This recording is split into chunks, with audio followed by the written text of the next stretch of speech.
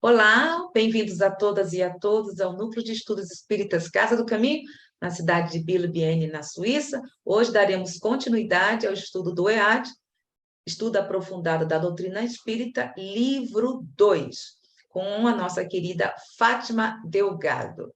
Fatinha, ó, ei, Marinete, caiu, né? Aí. Então, seja bem-vinda, Fátima. Obrigada, querida Zélia. Uma boa tarde, né? Uma boa noite. Que Jesus prossiga nos abençoando. Esse estudo ele é muito bonito. São as instruções que Jesus vai dar aos discípulos. Então, qual que é o objetivo? Né? Fazer uma análise espírita das instruções dadas por Jesus aos seus discípulos. E quais que serão as ideias principais? Né? Jesus instrui os 12 apóstolos a iniciar a difusão do seu evangelho entre os judeus afastados do judaísmo por insatisfação ou desilusão. E orienta-os a se manterem afastados dos samaritanos, considerados dissidentes do judaísmo e dos gentios politeístas por formação cultural. Então, ao longo do estudo, a gente vai ver por quê dessa orientação aqui dada, né, por Jesus. A primeira vez que a gente lê pode falar, mas o que é isso, né? Está excluindo esse povo? Ele não veio para todo mundo? Mas nós vamos compreender isso ao longo do nosso estudo. Então, Jesus vai chamar a atenção para algo muito importante, né? Que por onde os discípulos passarem, eles devem curar os doentes do corpo e do espírito de forma gratuita, agindo sem discussões, desentendimentos, mas ao contrário, pregando o evangelho e anunciando o advento do reino dos céus num clima de paz e de harmonia.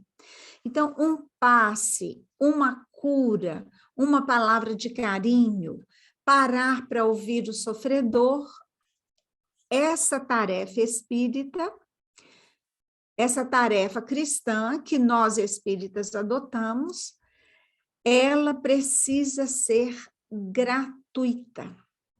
Não é possível, eu vou aplicar um passe na Zélia, ó Zélia, R$100 por cada 10 minutos que eu estiver com você.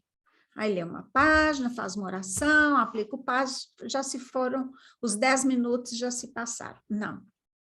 Em hipótese nenhuma, nós poderemos cobrar.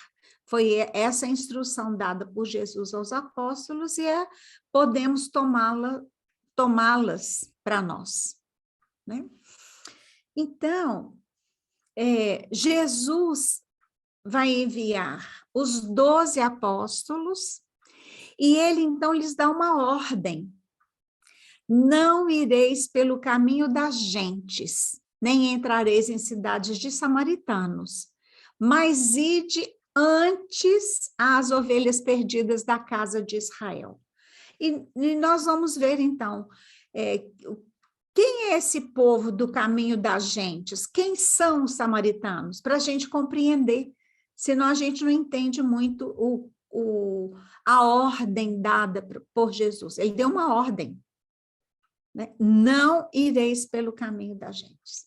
Ele não perguntou assim, não, mas talvez quem quiser. Não, é uma ordem dada para os 12 que fazem parte da equipe dele. Então, quem que é na casa de Israel era um povo pequeno. Os gentios eram pequenos povos circunvizinhos naquele tempo.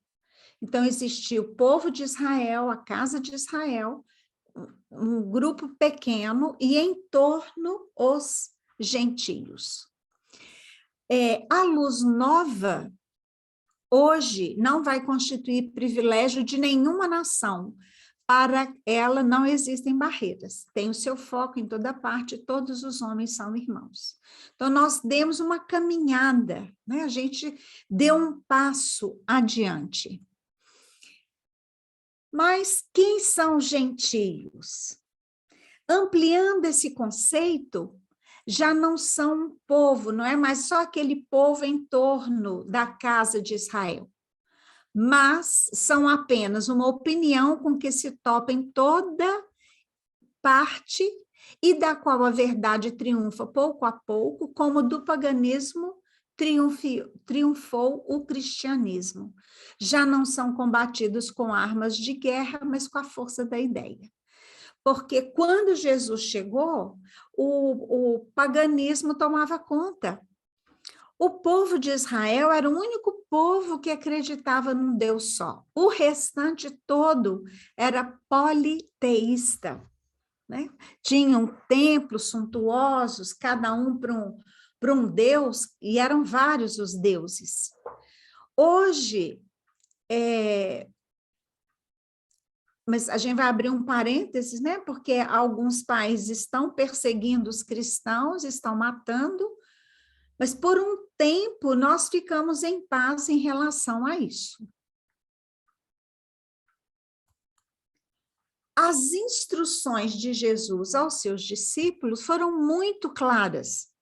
Procurar as ovelhas perdidas da casa de Israel, evitando os povos gentílicos, os povos que viviam em torno. Mas por que Jesus deu essa orientação assim tão clara, tão específica, que não nos deixa dúvida quanto à ordem que Jesus deu? Então, nós vamos compreender isto. Por quê? Um dos motivos. Os discípulos, eles conheciam os ensinamentos da lei judaica. Então, era um conhecimento restrito. Por isso é que Jesus os orienta para começar a pregação focando nesses irmãos de raça, porque eles já conheciam os ensinamentos da lei judaica.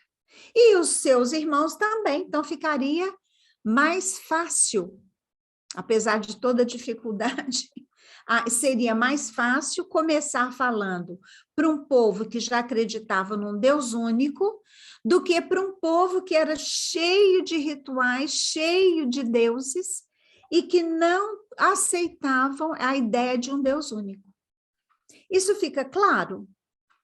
Então, é mais fácil eu falar para aqueles que comungam as ideias comigo do que alguém que pensa o oposto. Vai dar muito mais trabalho, não vai ser impossível, não, mas vai dar muito mais trabalho. Então, o que Jesus estava fazendo com os apóstolos? Treinando-os para futuras lutas que haveriam de passar na difusão do cristianismo. Então, durante algum tempo, os discípulos se dedicam ao aprendizado junto ao mestre. Esse tempo que os apóstolos ficaram com Jesus, eles fizeram um curso, um verdadeiro curso. Só a quantidade de informações novas que eles receberam foi um curso maravilhoso, inigualável, e que nunca mais tivemos um curso como este. E olha que interessante, né? Eles estavam sendo treinados. Claro que todos esses 12 já tinham sido escolhidos antes de reencarnar. Eles tinham esse combinado com Jesus. Eles se reuniram com Jesus antes dessa encarnação. Não foi por um acaso que Jesus os chamou. Olha, ele poderia ter chamado outros 12. Então, eles tinham um compromisso, né? Apesar de todos os defeitos que todos os apóstolos tinham, Jesus fez dessa equipe uma equipe inigualável. Mas o primeiro passo foi ensiná-los, treiná-los. Então, cada cura que Jesus fez era um ensino para os apóstolos. E ele havia dito que todos nós poderíamos fazer tudo o que ele fez e muito mais. Ora, mas se a gente vai fazer muito mais, eu preciso de aprender. Né? Imaginemos nós lá atrás, né? 6, 7 anos, a gente começou a aprender a rabiscar as primeiras letrinhas, a falar, a escrever, a formar frases. Da mesma forma, foram esses ensinos de Jesus para os apóstolos. Era um treino para lançá-los para o mundo. Alguém quer fazer alguma observação? Ernesto? Eu acho que é claro, porque, como falou, quando nós estamos em sintonia com outras pessoas, com um grupo de ideias nas quais nós temos, fica muito mais, flui melhor, e também não temos, como você falou, tantos obstáculos para, neste caso aqui, como ele está falando, levar. Eles tinham um objetivo, que era divulgar a doutrina amorosa cristã, a doutrina amorosa. Isso. Porque no Cristo, isso aí foi depois que fomos nós que inventamos isso. Mas a doutrina amorosa, amar a Deus sobre todas as coisas e ao próximo como a si mesmo. Então, se fosse diretamente com as pessoas que tivessem um pensamento diferente, aí iria criar o quê? Dificuldades, iria entravar. Não é que ia ficar mais lento o processo. Isso mesmo. Até Kardec mesmo disse, não procure, trazendo para as minhas palavras, perder tempo com aqueles que não estão preocupados em modificar-se. Isso mesmo. Não é? É muito interessante, né? Porque é no nosso dia a dia, Fátima. Isso acontece. É por isso que o que nós estamos vendo aqui é que se nós temos pessoas complicadas, aliás, que nós consideramos complicadas, porque às vezes complicados somos nós, que a pessoa vai dizer assim, menina, Zélia é complicadinha, hein? Não é? É verdade. Então, E essas são as ovelhas, né, Zélia? Seria, no caso, as ovelhas perdidas que os apóstolos tinham que colocar no caminho de Jesus, né? Porque como foi dito aqui, as ovelhas perdidas eram os judeus. E hoje em dia, olhando para hoje, somos nós, esses que estão, né? Pois é. Mas assim, nós temos, como você está falando, Marinete, nós temos o ideal, temos assim, conhecemos, estamos estudando aqui o Espiritismo, mas eu não gosto da forma como o grupo estuda, vai, eu vou para outro lugar. Como ela falou aqui, fica aí, vai, cada um que segue seu caminho, por isso que está essa ovelha perdida, como a Fátima leu aqui. Isso mesmo. Né? E Jesus também, quando chamou, venha e siga-me, nem todos seguiram naquela época, né? E se a gente for olhar, é o que acontece. Nós não somos Jesus para falar, venha e siga, mas tem, assim, a oportunidade de oferecer um estudo para aprender pelo menos um pouquinho, sabe? Naquela época, a gente tinha Jesus para poder segui-lo, para poder aprendê-lo diretamente com o mestre. Sabe? Isso. E cada um tem o seu tempo, né? Como você está falando aí. Cada um tem o seu tempo. Siga-me. Ele disse, se vocês quiserem, teve muitas pessoas que você está falando, até aquele jovem que você mesmo comentou, mas ele falou, vá, venda as tuas coisas e continue conosco. Não, Jesus, dá um tempo aí, porque eu tenho muita coisa aqui, eu tenho muitas propriedades, eu tenho que cuidar das minhas coisas. Então, era o tempo dele, como o nosso, como nós estamos conversando aqui. Exatamente. O que você acha, Fátima? É por aí mesmo. Espíritos de alto progresso espiritual, fácil lhes fora assimilar as lições que Jesus lhes ministrava diariamente, não só pelas palavras, como pelo exemplo. Fortificados pela fé que Jesus lhe acendera nos corações, estavam preparados para continuar a obra evangélica que Jesus lhes confiaria. Então, eram espíritos mais maduros, mais evoluídos do que a turma, né, para quem eles iriam falar, para quem eles iriam ensinar. Tudo foi milimetricamente programado no plano espiritual, e Jesus é que estava nesse comando, a gente não pode esquecer disso, né? De jeito nenhum, que a gente não pode esquecer desse detalhe, né? Então, qual que era a missão desses 12 apóstolos? Então, era para começar com as ovelhas perdidas da casa de Israel. Quem que eram? Os próprios judeus que haviam se afastado do judaísmo. Eles estavam insatisfeitos, incomodados. E olha a sabedoria de Jesus. Então, nós vamos atrás, primeiro, daqueles que sabem como nós. Ótimo. Segundo ponto, nós vamos atrás daqueles que estão insatisfeitos com o judaísmo. O judaísmo, aqueles rituais, já não estavam satisfazendo estes espíritos. O trabalho com os gentios, né, com as gentes, viria a existir, sim, mas lá na frente com o apóstolo Paulo, numa época posterior, porque o conhecimento de Paulo era absurdo. A gente não pode esquecer que ele era fariseu e ele era um doutor.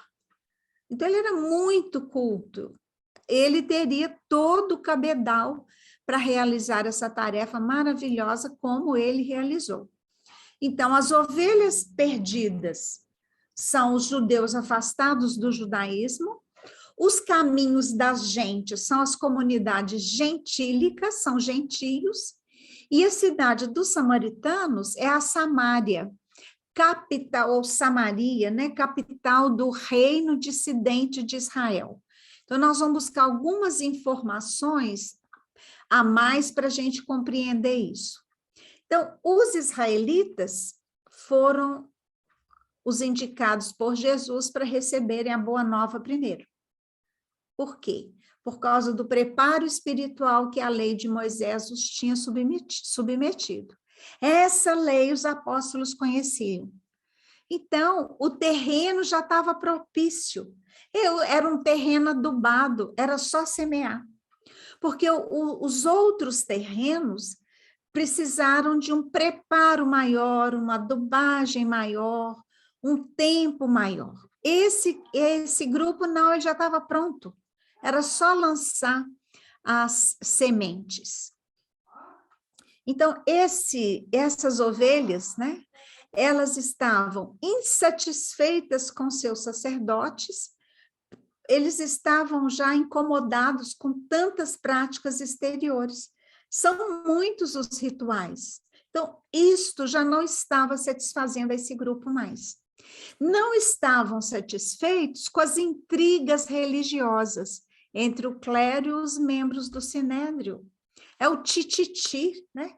O disse-me-disse, que infelizmente a gente vai vendo em todas as religiões. No movimento espírita, né? A gente brinca que já nem é movimento, é agitação espírita. Vem um falar mal de um aqui, publica lá na rede social, vomita o ódio, a raiva. Ora, eu não sou obrigada a gostar de todo mundo. Nem todo mundo vai gostar de mim, é natural. Mas eu não tenho o direito de ir para uma rede social, falar mal da Marinette, por exemplo, não aviso nada para ela, não dou a ela o direito de defesa. Não, isso é calúnia, né? E eles não estavam satisfeitos com a servidão a Roma e os acordos políticos. A gente vê que esses acordos são velhos. Dessa forma, mantinham-se afastados das sinagogas. Por isso que eram as ovelhas perdidas de Israel. Elas estavam insatisfeitas com tudo isso. Então, para que elas iam na sinagoga? Se elas não estavam, essas ovelhas não estavam concordando mais com isso. Um dia eles concordaram, mas despertaram, não dá mais. Por isso que Jesus pediu para os apóstolos irem atrás desse grupo primeiro. E existiam também os judeus que não se contentavam mais com as práticas do judaísmo oficial. Por quê? Eles as julgavam falsas, inadequadas ou sem sentido. O espírito vai amadurecendo, ele não vai tendo necessidade de ritual. Então, o que ontem satisfazia, hoje deixou de satisfazer. E entre esses últimos estavam os chamados samaritanos, considerados dissidentes do judaísmo.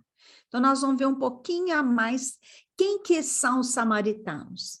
Então, houve um cisma das 10 tribos, a Samaria, ou Samária, né, a cidade dos samaritanos, ela virou, então, a capital do reino dissidente de Israel. Era o reino do norte. Os samaritanos, eles estiveram em muitas guerras com os reis de Judá. Então, eles tinham uma versão profunda, né, datando da época da separação. E eles, então, evitavam as relações recíprocas, não tinha uma intimidade. E depois que o rei Salomão morreu, essa nação foi dividida, né? O reino do norte de Israel, a capital, a Samária, está aqui, e o reino do sul de Judá, que a capital é aqui, em Jerusalém.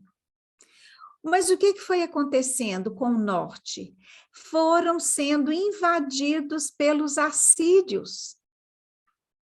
E os assírios dominaram a Samária por um tempo. E eles, então, começaram a misturar-se, seja por estupro, por alguma imposição, até pelo próprio casamento, com esse outro povo. Esse também é um dos motivos pelo qual os samaritanos são chamados de gente de má vida, porque eles são judeus, mas as mulheres tiveram filhos com homens que não eram judeus. Então, eles eram considerados impuros. Olha o orgulho de raça, né? Se você só pode ter alguém da sua própria raça. É muito orgulho. Os samaritanos também, eles admitiam o Pentateuco. O que era o Pentateuco? Né? Eram os livros do Velho Testamento e vai corresponder à Torá judaica. O livro 1 é a Gênesis, que vai relatar lá, se a gente for lá no Velho Testamento, a gente vai ver as origens do mundo. O livro 2 é o Êxodo, é o povo judeu indo embora. O Levítico são as leis religiosas, né? Os levitas sendo os sacerdotes do antigo povo judeu. O Números é o livro que contém muitos censos. E o Deuteronômio é a segunda lei. Então, os samaritanos só aceitavam isso daqui. Depois deles, eles acharam que os judeus do sul inventaram e adulteraram, então eles não aceitavam. As brigas aí, né? Então, ele continha a lei de Moisés, esse Pentateuco, e rejeitavam todos os outros que foram anexados depois. E também tinha uma divergência religiosa entre os judeus ortodoxos, que os consideravam heréticos. Então, é a falta da compreensão, é a falta da escuta, é a falta de humildade, de aceitar que o outro pode pensar diferente de mim. A Zélia pode ter um partido político X, o meu é Y, que é o oposto do dela. Mas nós duas não precisamos virar inimigas. A divergência deveria só ser das ideias e não de uma criatura com a outra. E hoje a gente vê isso muito. Ora, todos somos cidadãos, então, enquanto cidadãos, eu tenho direito de votar, aliás, eu devo votar mesmo. Mas as minhas escolhas, não deveriam afastar os meus amores, os meus amigos, porque eles pensam diferente. Então, imagina a confusão que estava nesse período. Né? Ficou claro, gente, em relação aos samaritanos? Achei muito interessante essas informações, quando eu fui estudar essa parte aí desse capítulo, né? Dessas orientações que Jesus deu. Então, o caminho das gentes representa, no texto evangélico, a comunidade dos povos gentílicos. Lembram que eles viviam em torno dos judeus próximos, considerados pagãos, eram politeístas por formação cultural. Então, por isso que Jesus pede para os apóstolos não irem atrás desses, por enquanto, né? Ele fala, primeiro, ide às ovelhas perdidas da casa de Israel. Porque eles eram politeístas, acreditavam em muitos deuses, tinham vários templos, vários rituais, né? Os judeus, o povo judeu era o único que acreditava num Deus só. E eles esperavam o Messias, preparados pela lei de Moisés e pelos profetas, a lhes acolherem a palavra. E Emmanuel fala que esse sofrimento da raça, do povo judeu, desde lá de trás, foi porque eles não aceitaram Jesus como o Messias. E antes deles reencarnarem, eles tiveram uma reunião com Jesus. E eles se prontificaram a acolhê-lo, a recebê-lo e passar para frente tudo o que ele trouxesse. Mas Jesus veio e eles não reconheceram. Por isto, esse povo sofreu e sofre muito. Então, por orgulho, eles não aceitaram Jesus. Os pagãos, né, eles não adoram um Deus único, mas os falsos deuses, que, na verdade, vai desviando as pessoas por um caminho de erros, onde até mesmo a base faltava, estava tudo por fazer, e os apóstolos ainda não se achavam bastante esclarecidos para essa pesada tarefa. Está lá no livro Pão Nosso, de Emmanuel. Então, olha que coisa interessante. O judeu era um Deus único, seriam os melhores para serem trabalhados, aqueles que já estavam incomodados com todo o ritual, com a hipocrisia, com o tititi, com os acordos políticos e religiosos. E o povo pagão ainda não, daria mais trabalho, né? Seria um trabalho muito mais trabalhoso lidar com o povo pagão. Imagina, existem muitos deuses, trocentos rituais. Aí chega, não, existe um Deus só. O embate teria sido muito maior.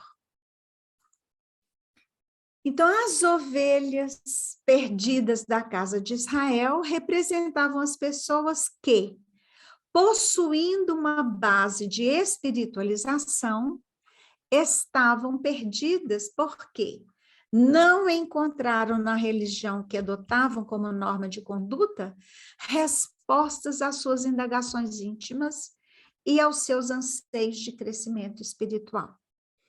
Então, eles já conheciam a lei, já sabiam de tudo, ficaram mais lúcidos, adquiriram um nível mais alto de consciência e começaram a perceber uma série de situações que isso não lhes trazia paz, não trazia aquele aconchego, né? Que bom estar aqui. Eles passaram a fugir das sinagogas. Ok até aqui, gente? Alguém quer fazer alguma observação? Aí eu chamo Marinete. Marinete, lembra quando nós estávamos pensando sobre o estudo? Né? Lembra que nós estávamos, tanto você como eu, estávamos querendo estudar.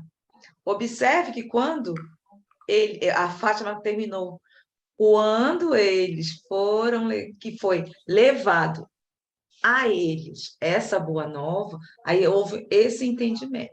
Como nós estamos agora estudando toda essa parte da pedagogia racional, fisiologia racional, olha como está sendo mais fácil para nós. Entendemos o que, na verdade, não conseguimos entender, não compreendíamos, mas não entendíamos. E agora está se tornando mais fácil, não é, Marinete? Uhum. Olha aí, dentro da própria doutrina espírita. Ou seja, estamos retornando. Olha aí como é interessante. Eles estavam se desviaram porque não estavam satisfeitos. Nós não estávamos satisfeitos e necessitávamos mais estudo. E fomos. Não é que nós estávamos tão perdidas, mas faltava alguma coisa, nos motivava a em busca disso. E por isso que nós estamos estudando o livro nas quintas-feiras, do céu, nem céu nem inferno. Olha aí como é interessante isso. Eu trouxe só, Fátima, porque houve isso entre nós, tanto ela como eu, e nem eu sabia, e nem ela. Não foi, Marinete? Foi.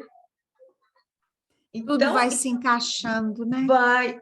E o interessante também é que ela tinha como se fosse uma intuição de estudar, e eu também.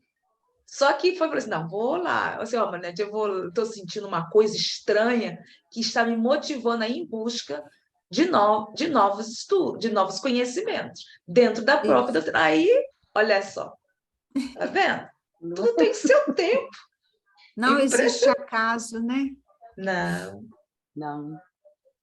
Então, agora, quem são o caminho das gentes? É um outro grupo. Eles estão em oposição às ovelhas perdidas da casa de Israel. São os materialistas, os descrentes por convicção ou por espírito de sistema.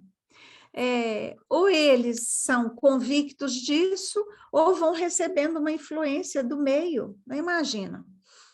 Crianças, filhas de pais ateus e materialistas. Eles vão aprender um tanto de coisa que os meus filhos, por exemplo, não aprenderam. E é interessante, tem uma pesquisa na Austrália que filhos de pais materialistas e ateus têm mais tendência à depressão do que filhos de pais que não são ateus nem materialistas. Então, estes vão dar mais trabalho, né, do que as ovelhas perdidas da casa de Israel. Encontram-se no estágio evolutivo, onde as sensações da matéria lhes satisfazem o sentido e nada mais desejam. São pessoas que ainda estão habilitadas, não estão habilitadas à verdadeira transformação espiritual por força do piso evolutivo em que se encontram. Eu tenho uma vida só, vou aproveitar o máximo. Não me interessa se as minhas atitudes vão ferir alguém, vão machucar alguém, vão incomodar alguém. Não. Morreu, acabou tudo. Olha o perigo, né, do raciocínio materialista.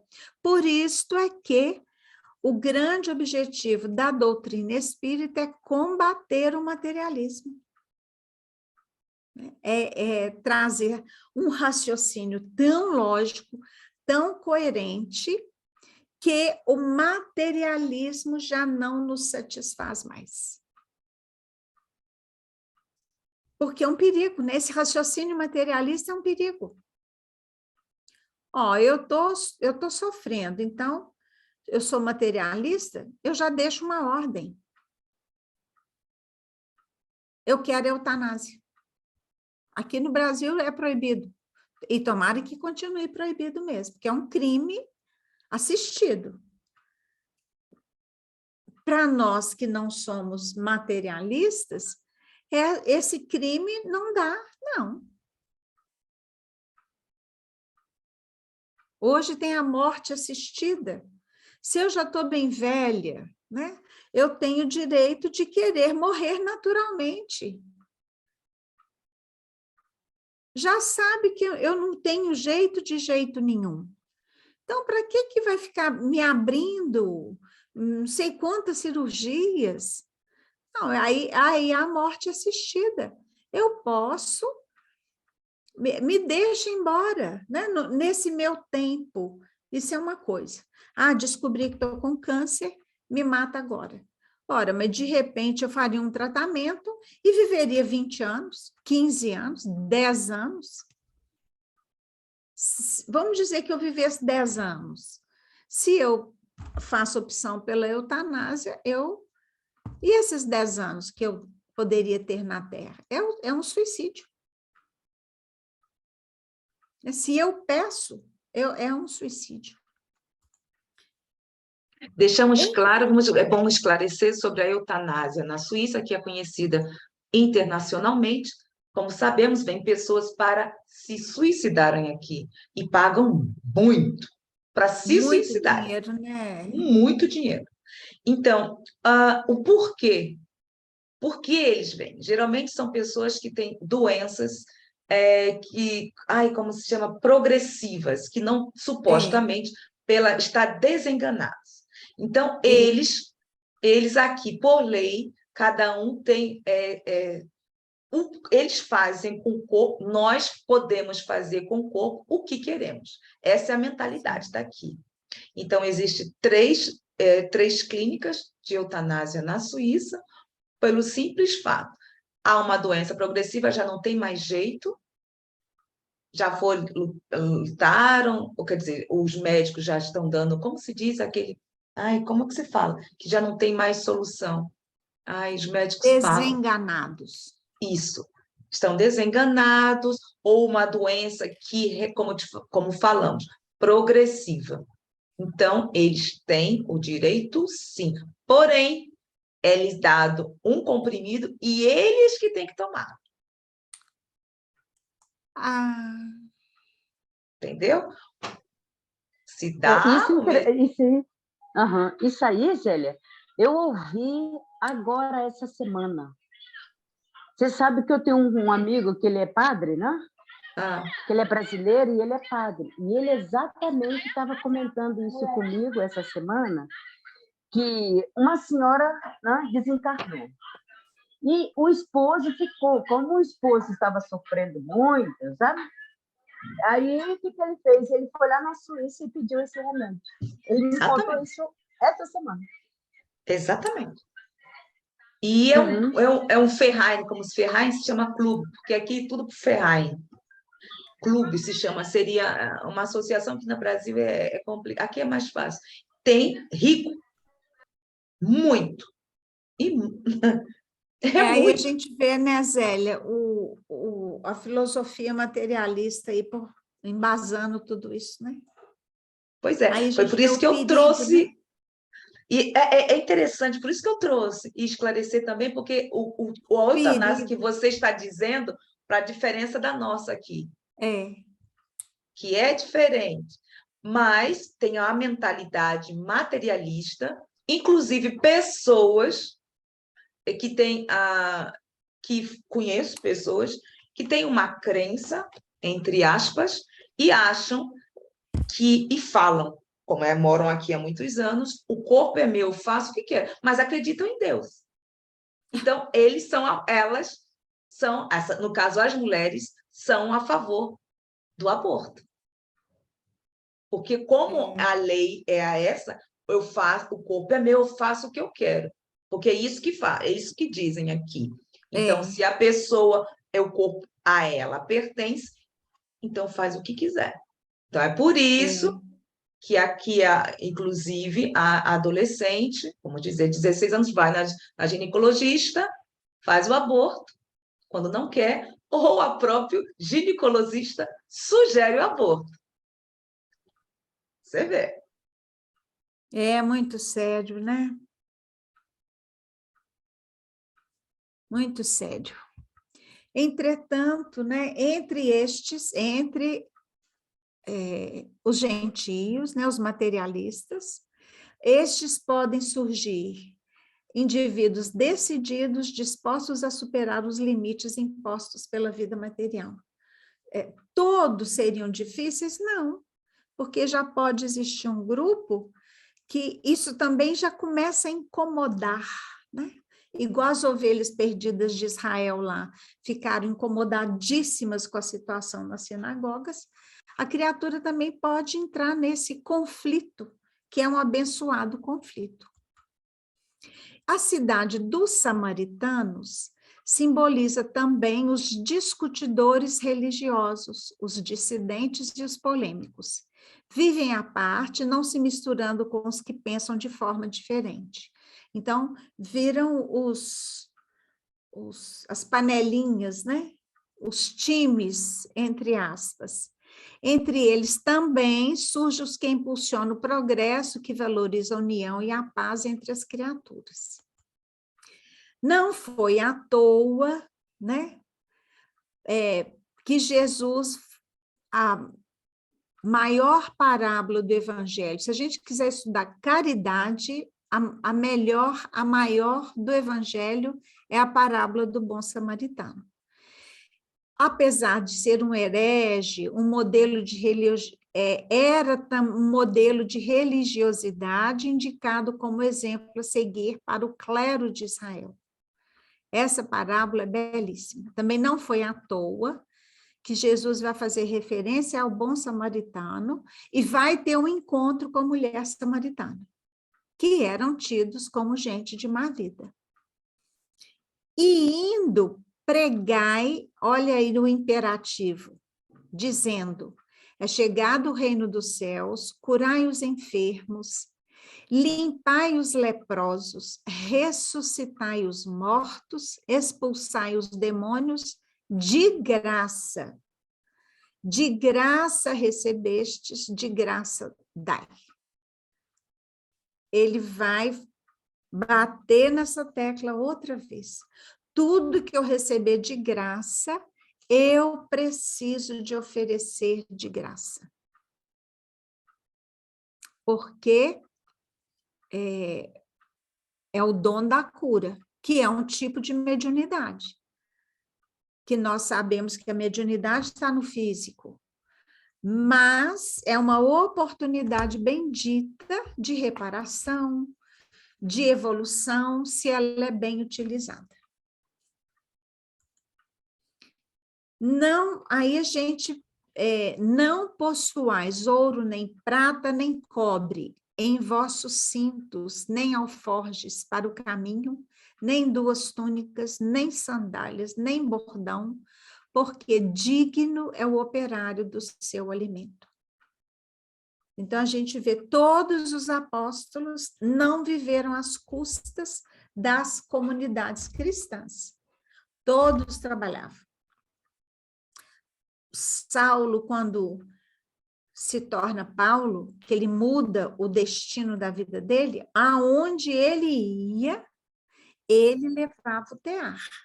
Ele trabalhava para garantir o seu alimento com o seu tear. Está lá em Paulo e Estevão, está lá na própria no Novo Testamento, e vários outros que escreveram sobre Paulo vão fazer o mesmo relato. Mas o bonito de tudo isso, que eles tinham, se mantinham, mas automaticamente também compartilhavam entre si. Sempre. Sempre. E isso é uma coisa que nós estamos nos esquecendo. Quando eu falo muito na solidariedade, na solidariedade entre nós. Estamos estudando, falando sobre caridade, temos, como nós estamos hoje, você falou sobre a mídia, mas como nós estamos? É interessante, somos às vezes espíritas materialistas. Ou, por quê? Porque o materialismo também, se somos egoístas, queremos para nós, só para nós, não, eu vou trabalhar, vou pensar nisso, naquilo e outro. Então, mas está faltando a cooperação. Então, é uma coisa que interessante, por que eu estou trazendo? Porque nós falamos muito do materialista. mas somos espíritas materialistas. Porque quando pensamos em nós, o que significa isso? O egoísmo. Estamos valorizando o quê? O que é material. Isso então, mesmo. Nós falamos dos materialistas e nós. Entre nós. Isso mesmo. Aí Jesus, né? Com Jesus, a pregação manifesta-se não só por palavras, mas principalmente pela irradiação de sua personalidade superior e, sobretudo, pelos exemplos que ele soube ilustrar. Então, a delicadeza de Jesus, a gentileza de Jesus, a energia que ele usava quando se fazia necessário. Ora, ele agia como uma mãe muito amorosa, ora, ele agia como um pai que precisava pôr ordem na casa. Então, ele não só falava, ele fazia. E esse vai ser o grande ensinamento que ele vai nos trazer. E ele vai dar ordem, né? Curai os enfermos, limpai os leprosos, ressuscitai os mortos, expulsai os demônios, revela o quadro de enfermidades existentes no mundo. Olha só, hoje não estamos muito diferentes disso, não? Emmanuel fala que os atores são os mesmos, só mudou o cenário. Então, o perigo da gente repetir a mesma situação é gigantesco. Então, olha, ele manda os apóstolos, né? Curai, limpai, ressuscitai, expulsai. É uma ordem, ele fala no imperativo. Então, quando ele dá essa ordem no imperativo, esses imperativos indicam o tratamento que deve ser aplicado aos doentes, não esquecendo que a proposta de Jesus envolve necessariamente atendimento aos desajustados da alma e do corpo.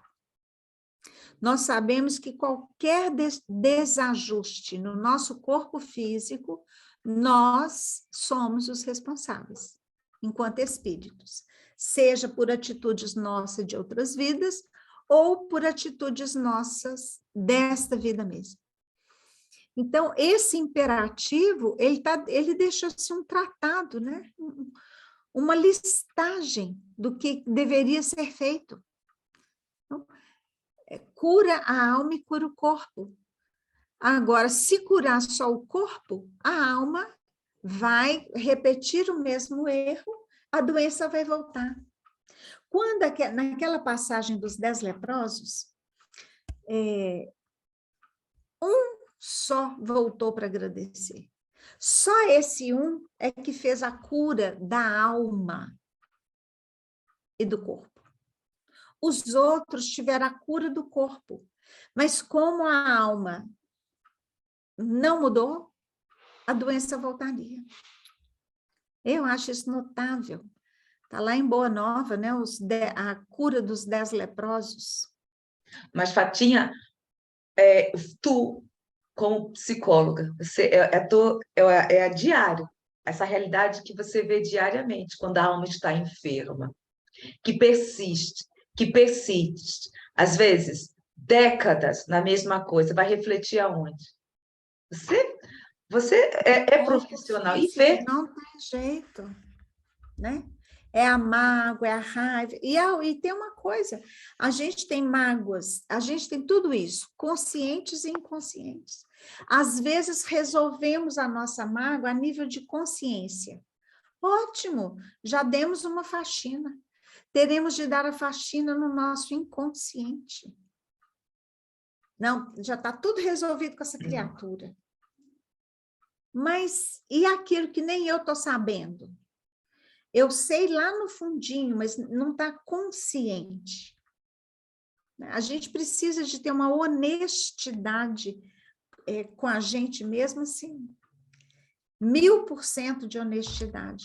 Senão a gente não vai evoluir. Aí ficaremos nos dando desculpas, lembrando que a justificativa é o muro que o homem constrói para tampar suas mentiras, de Joana de Ângeles. Essa frase eu acho assim, a gente tem que decorá-la. A justificativa é o muro que o homem constrói para tampar as suas mentiras. Se eu começo a justificar, eu estou mentindo. Para mim, não é para o outro, não. Porque o pior é isso. Se eu chego aqui e minto para Zélia, o problema não está mentindo para ela, é para mim, porque eu sei que é mentira. Isso é que é o pior, né? Então, Jesus vai dizer, né? A capacidade de expulsar demônios começa com o esforço de asepsia mental, perseverante e paciente da seleção dos próprios pensamentos. Como que expulsaria os demônios? Né? Aquele lá que os apóstolos todos tinham tentado afastar, ele não afastava. Quem são vocês? Jesus eu conheço, mas vocês? Para esse tipo de espírito é necessário muito jejum e oração. Aí o povo levou para o jejum da comida. Não. É o jejum do ódio, é o jejum da mágoa, do orgulho, da prepotência, da violência. É esse o jejum que a gente vai precisar. Então, para expulsar demônio, a gente tem que estar com a nossa mente, asepsia mental, limpeza, né? Tem que estar limpa de tudo isso, senão o próprio espírito nos desmascara. Eu já vi numa reunião mediúnica, o espírito começou a falar, quem estava conversando com o espírito era um dos dirigentes da reunião, e ele começou a brigar com o espírito, porque o espírito começou a falar verdades sobre ele, e verdades horrorosas. O médium é que desligou-se do espírito, porque o médium começou a passar mal, porque o espírito foi ficando com mais raiva, mais indignado com a hipocrisia do doutrinador, que ele conhecia. Aí o médium desligou, para ele não continuar passando mal. Na hora que terminou a reunião, isso foi posto, ele disse, olha, eu desliguei, porque eu achei que eu ia infartar. E a briga não era minha, eu não tinha nada com isso. Porque o que estava conversando não tinha feito asepsia mental. Na verdade, não tinha que estar ali conversando com espírito nenhum. Essa em que é a sintonia verdade. com ele. É. Completamente acessível. É, com o espírito. Aí está lá no Evangelho segundo o Espiritismo, né? Reconhece-se o verdadeiro espírita pela sua transformação moral e pelos esforços que emprega para domar suas más inclinações. Somos santos? Não. Todos nós aqui, Ernesto, Marinete, eu, Zélio, somos cheios de defeitos. Mas estamos fazendo um esforço enorme para nos transformarmos. Qual que é o nosso projeto? Hoje eu quero estar melhor do que eu ontem. Amanhã eu quero estar melhor do que eu hoje. Eu sou minha referência. A Zélia é a dela, a Marinete é a dela, o Ernesto é a dele. Mas se eu não fizer um esforço, não tem jeito, eu não vou sair do lugar. Uma disciplina, como diz Emmanuel, no Pensamento e Vida, tem um capítulo lindo lá. A vontade é o diretor-geral, e abaixo dele tem vários departamentos, da inteligência, da imaginação, a gente pode pôr o tanto que quiser. E a disciplina passeia por todos eles, comandada pela vontade. Então, vontade mais disciplina, ninguém vai nos segurar.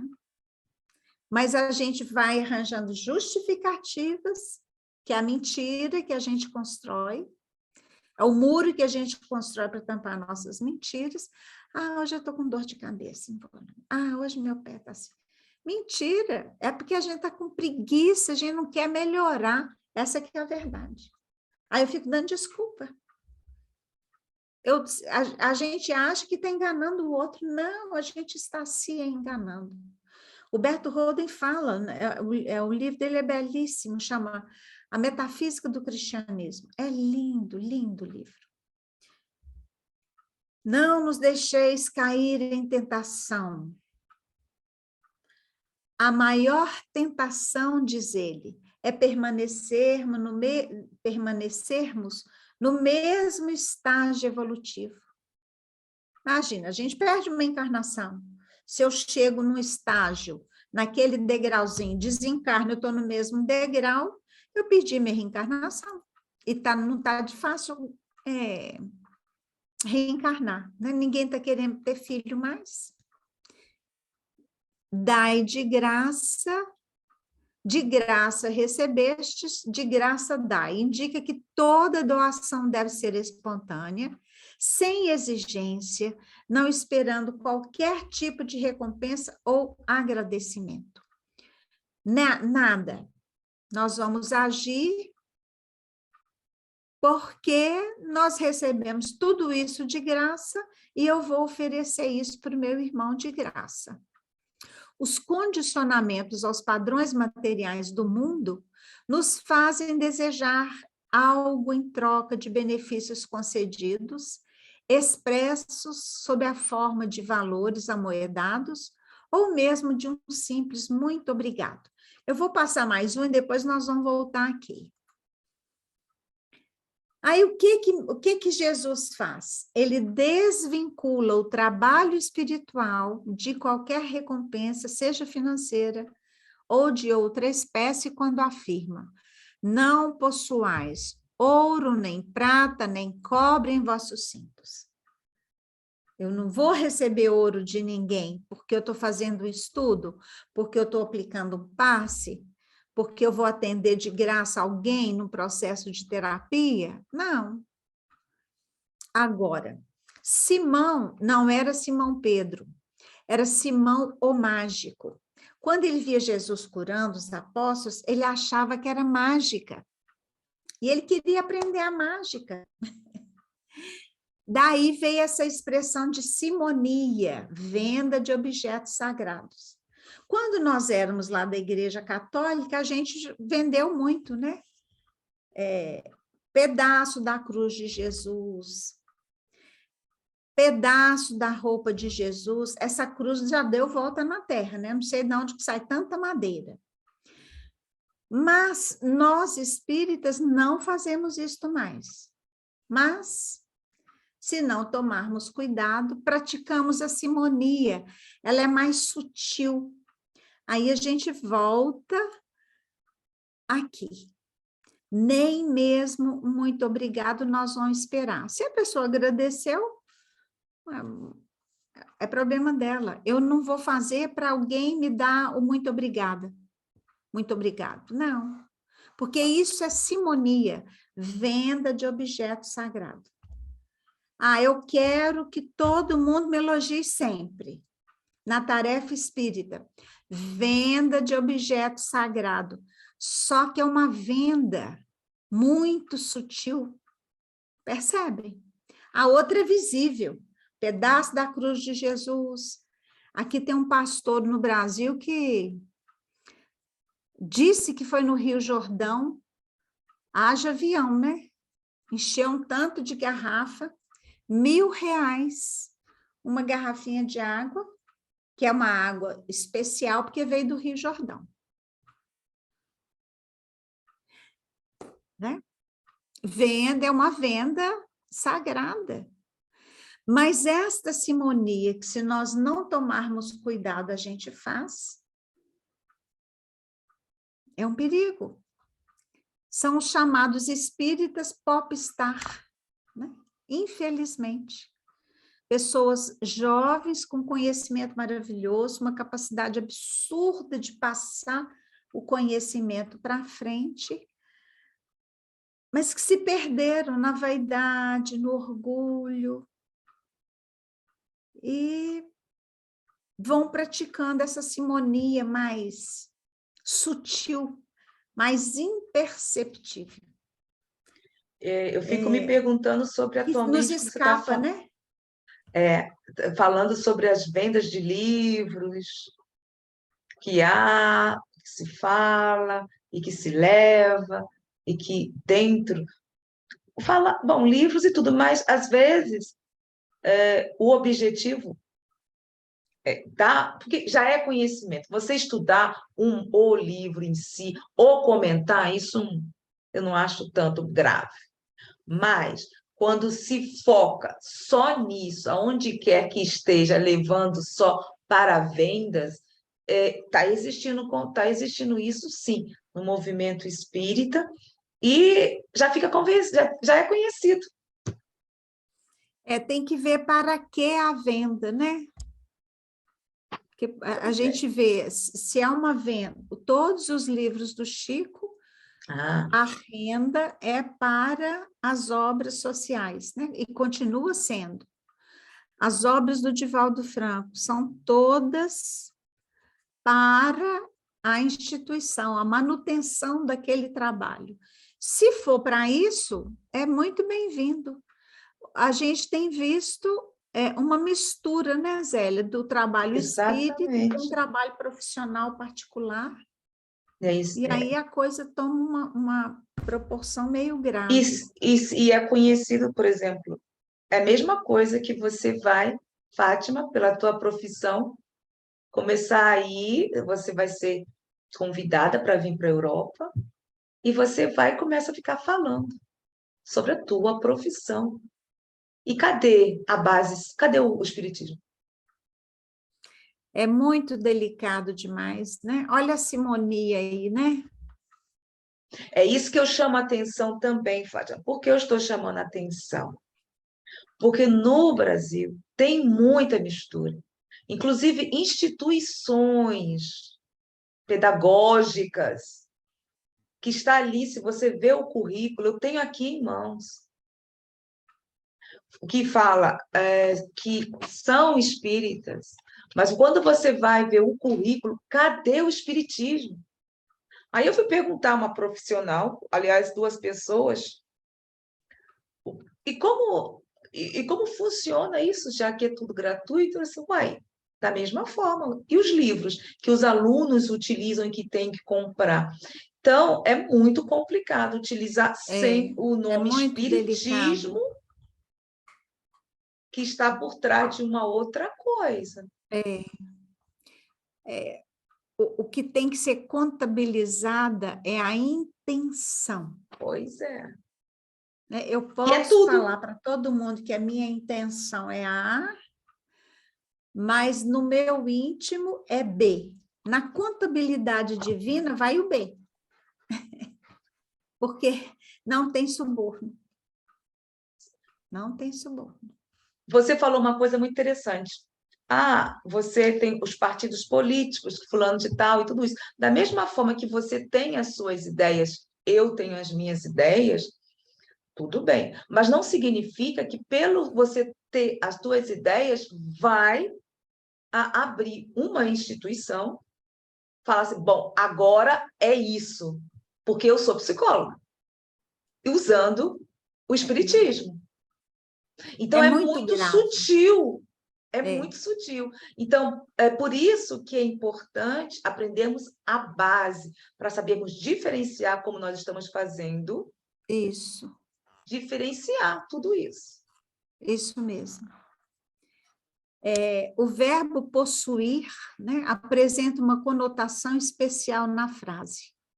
Ouro, prata, cobre, alparcatas, que são sandálias, né, túnicas, etc., são, em determinados momentos, perfeitamente dispensáveis, quando a necessidade que se revela é de natureza essencialmente espiritual e não material. Então, quando Pedro, né, tá aquele paralítico lá, um mendigo, pede ajuda. Pedro fala, não tenho prata nem ouro, mas o que eu tenho, isto te dou. Em nome de Jesus Cristo Nazareno, levanta-te e anda.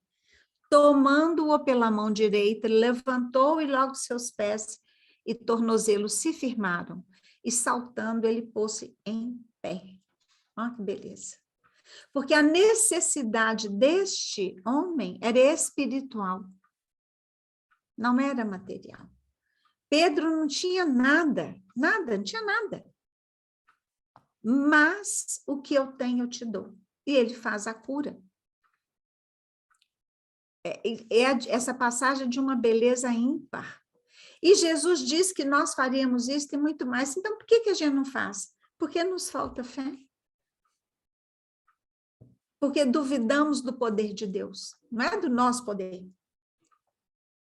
Porque o médio de cura, ele é instrumento de Deus, ele é instrumento dos espíritos na terra. Não é ele sozinho.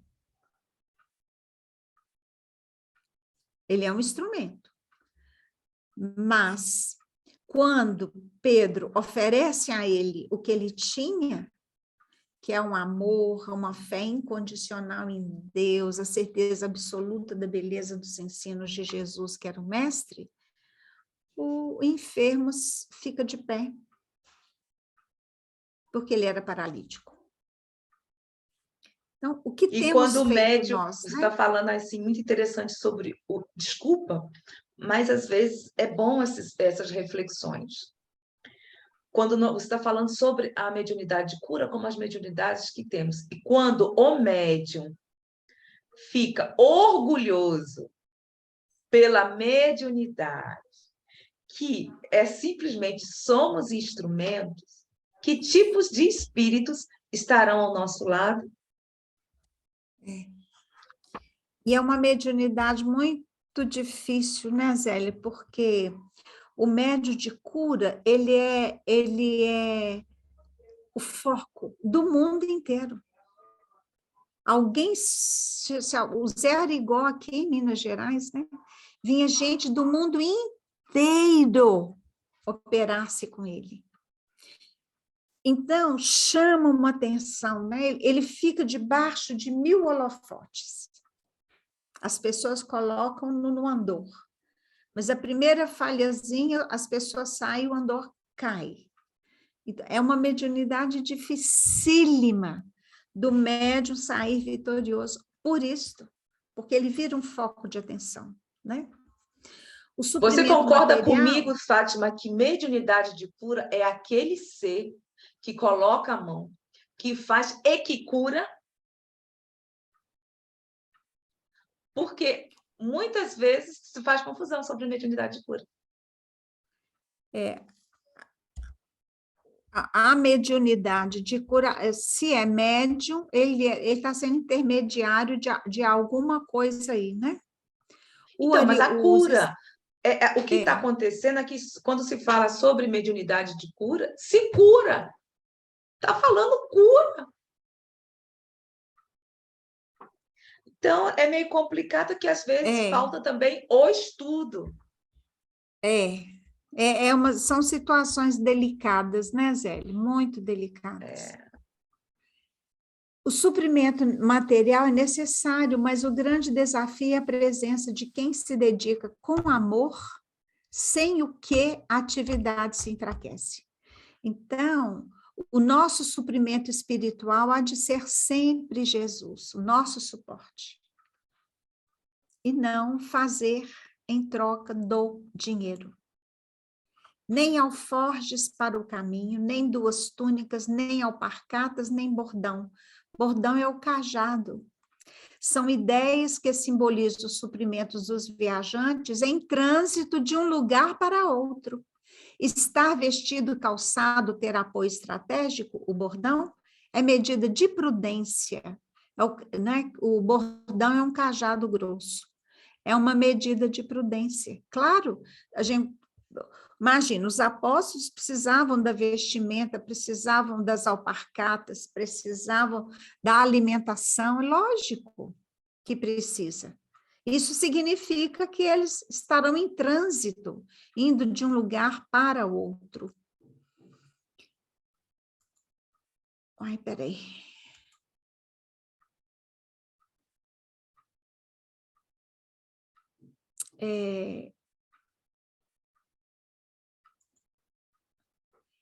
esperas ansiosamente encontrar o Senhor e um dia chegarás à divina presença. Entretanto, antes de tudo, a vida te encaminha à presença do próximo, porque o próximo é sempre o degrau da bendita aproximação. Em suma, quem é o próximo, né? Poderíamos perguntar. É sempre o inspetor da vida que nos examina a posição da alma nos assuntos da vida eterna. Pode ser uma criança de rua, pode ser um outro desconhecido, pode ser aquele parente difícil, aquele juiz cobrador que a gente tem em casa. É sempre o inspetor da vida. E a gente vai ver, assim, qual posição que eu estou aí. Então, a gente quer estar com o Senhor, mas de graça não vai ser. Ninguém pula etapa. Nós começaremos nas pequenas tarefas. Aí eu dou conta da pequena, hoje eu não fiz bem feito, não, eu vou melhorar. Faço o meu melhor, treino. Daí a pouquinho vem uma um pouquinho maior. Imaginemos um Chico Xavier. O Chico já veio pronto para essa tarefa que ele exerceu nessa encarnação.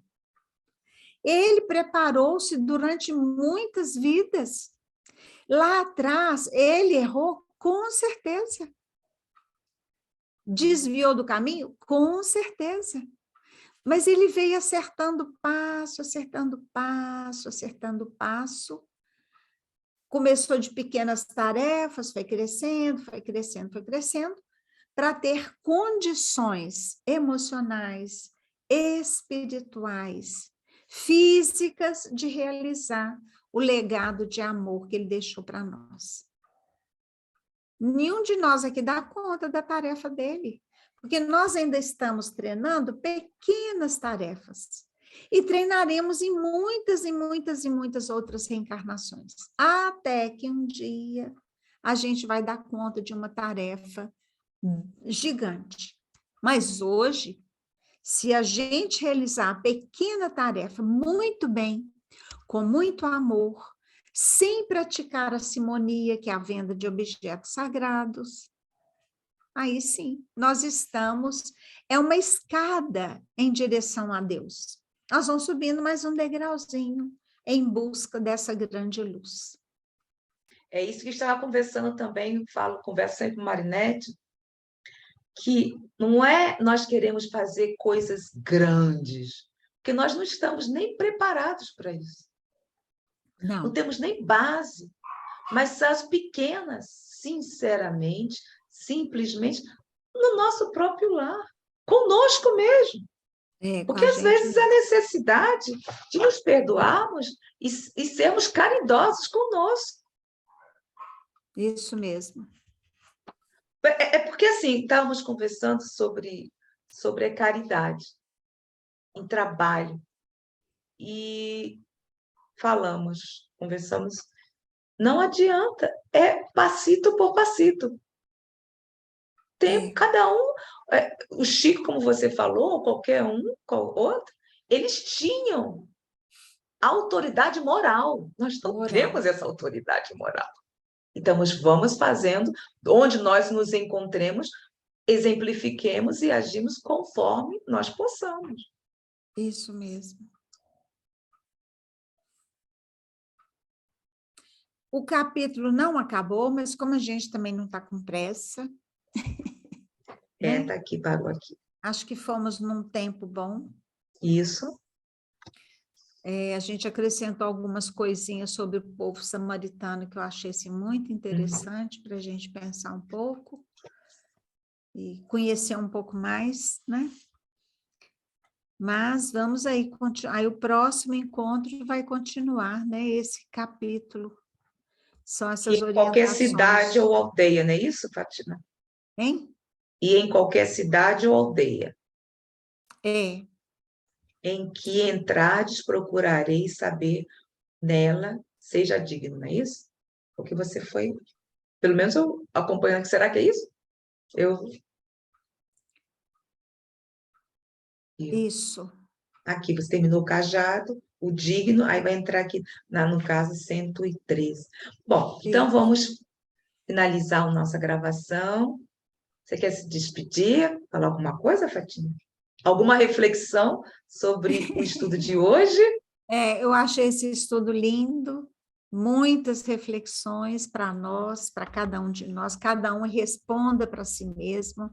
Aqui é bom por isso que cada um responde para si mesmo, né?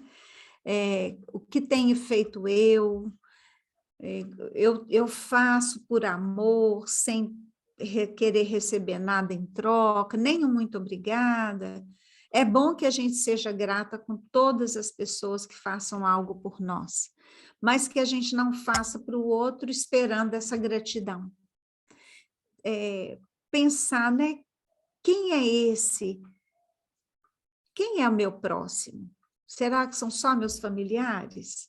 Ou essa multidão? Ou o adversário lá no trabalho? O adversário lá no centro espírita? Que infelizmente tem muita inveja, ao invés de fortalecer o irmão que está aparecendo, ou a irmã que está despontando, ao invés da gente dar maior força, estimular, vai lá e puxa o tapete, impede a criatura de realizar a tarefa. Não, você está muito jovem. Não, para essa você já está muito velha. E, na verdade, é inveja pura. Né? Então, são essas as reflexões, e a gente fico pensando na sapiência de Jesus. Né? Eu fico muito impressionada.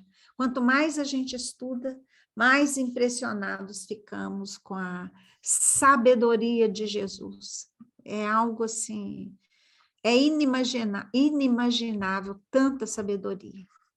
E que ele nos inspire nesses dias difíceis, né? Que domina aí todo o planeta Terra, que a gente ore mais, né? Ria mais, brinque mais, para levezar a vida. Nós estamos precisando de levezar a vida.